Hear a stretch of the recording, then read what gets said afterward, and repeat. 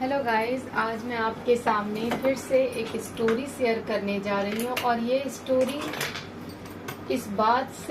हमें इस बात की शिक्षा देती है कि आप जब तक पूरे तह तक सब कुछ जान ना ले, किसी को समझ ना ले, तब तक उसके बारे में कोई भी जजमेंट ना दे, नहीं तो सिवाय पछतावे के कुछ भी नहीं रह जाता। एक लड़की की कहानी है ये। एक लड़की नई नई शहर में आई थी और उसको आए हुए कुछ दिन बीत चुके थे, तो उसके गांव से एक टेलीग्राम आया। उसे डाकिया लेकर उसके घर आया।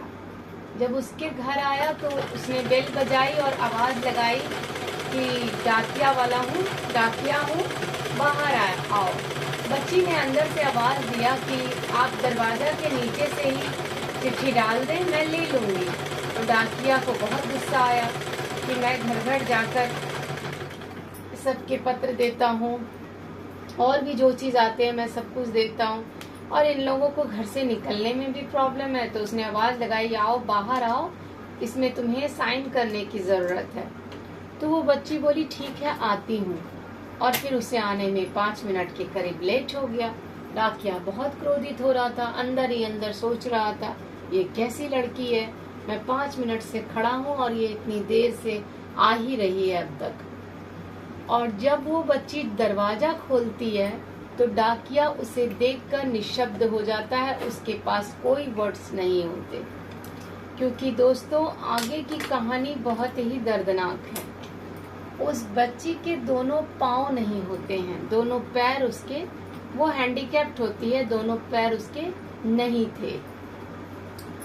तो डाकिया बहुत परेशान हो जाता है कि ये मैं इसके बारे में क्या सोच रहा था, मुझे एक बार पता तो करना था। अब तो उससे गलती हो गई, अब तो वो कुछ कर नहीं सकता था। फिर उसने अपने शब्दों को सुधारते हुए कहा, बेटा सॉरी, मैं सोचा कि पता नहीं तुम इतना लेट क्यों कर रही हो, इसलिए मैंने तुम्हारे बारे में गलत सोचा। उसने कहा कोई बात नहीं अंकल, आप अपनी जगह सही है और मैं अपनी जगह सही है। इतना बोलकर लड़की सिग्नेचर करती है और अंदर चली जाती है। दोबारा उसके गांव से कुछ दिनों के बाद एक फिर चिट्ठी आती है और वो उसके फैमिली की चिट्ठी आती है और वो डाकिया फिर उसके पास आता है और इस बार आकर वो बहुत प्यार से आवाज लगाकर कहता, बेटा मैं तुम्हारा डाकिया अंकल हूँ, आओ और चिट्ठी ले लो। तो वो बच्ची बोलती है ठीक है अंकल, मैं आ रही हूँ। वो धीरे धीरे आती है और उसके हाथ में एक गिफ्ट का डब्बा होता है। वो अपनी चिट्ठी लेती है, सिग्नेचर करती है और उस गिफ्ट के डब्बे को देकर डाकिया से कहती है कि अंकल आप इसे घर जाकर खोलना। तो वो कहता है कि इसमें क्या है। तो वो दोबारा फिर से कहती है कि जो भी है आप इसे घर जाके खोलिएगा।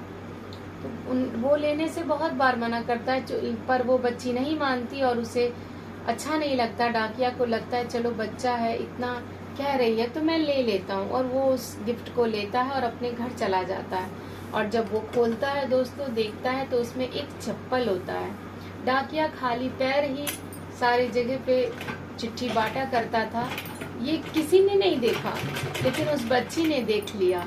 उस डाकिये को काफी अफसोस होने लगा। वो बार बार अपने मन से यही कहता कि इस बच्ची ने मेरे कष्ट को देखा और मुझे चप्पल दे दिया, मैं भी इसके कष्ट को देख रहा हूँ, पर मैं इसे पैर कहाँ से ला के दूँ। उस अफसोस के साथ वो सोचने लग जाता है, लेकिन उसके पास कोई उपाय नहीं होता, तो वो फिर शांत हो जाता है। तो दोस्तों कहानी बहुत छोटी सी है, लेकिन लेसन बहुत बड़ा है कि जब तक आप किसी के बारे में जान नहीं लेते, उसे समझ नहीं लेते, तब तक उसके बारे में कोई भी जजमेंट देना कहीं से भी सही नहीं होता। तो छोटी सी स्टोरी थी, आपको कैसी लगी आप मुझे ज़रूर बताएं कमेंट करके। मुझे तो इससे एक लेसन मिला, मुझे उम्मीद है कि आप लोगों को भी एक लेसन ज़रूर मिला होगा। तो thank you for watching and listening.